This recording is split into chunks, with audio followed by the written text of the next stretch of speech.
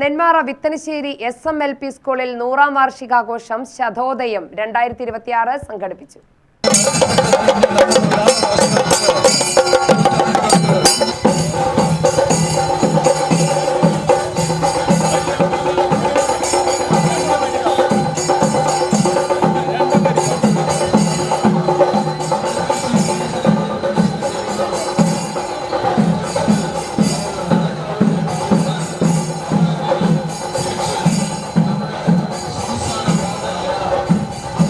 ഒരു വർഷം നീണ്ടു നിൽക്കുന്ന ആഘോഷ പരിപാടികൾ കെ ബാബു MLA ഉദ്ഘാടനം ചെയ്തു.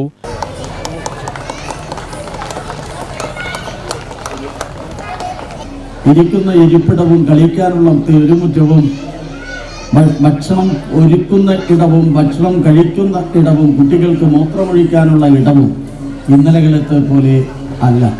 മെച്ചപ്പെടൽ ഉണ്ടാവണം. അപ്പോഴാണ് കുഞ്ഞുങ്ങൾ അവർക്കിഷ്ടമുള്ള വിദ്യാലയത്തിലേക്ക് കയറി വരിക. പലയിടങ്ങളിലും ഇപ്പോൾ സംസാരിക്കുന്നത് പഴയതുപോലെ കുട്ടികളെ കാണാനില്ല എന്നാണ്. കാണാനില്ല എന്ന് പറയുന്നവരുടെ വീടുകളിൽ അതുപോലുള്ള ആളുകളുണ്ടോ എന്ന് പരിശോധിച്ചാൽ വളരെ വളരെ കുറവാണ്. നാം 2 നമുക്ക് 2. ഇപ്പോൾ ആളുകൾ പറയുന്നത് നാം 2 നമുക്ക് 1 മതി എന്നാണ്. പിന്നെ എങ്ങനെയാണ് വിദ്യാലയത്തിൽ കുട്ടികൾ ഉണ്ടാവുക?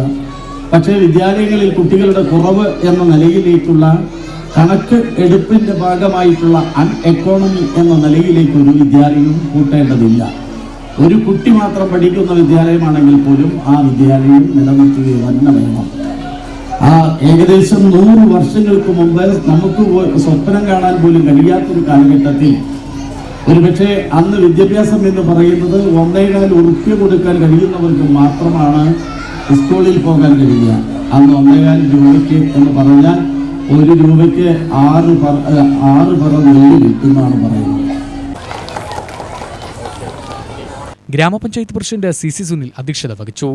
നാടൻപാട്ടു കലാകാരൻ പ്രണവം ശശി മുഖ്യാതിഥിയായി. കൊല്ലങ്കോട് AEO D സൗന്ദര്യ സമ്മാന വിതരണം നടത്തി.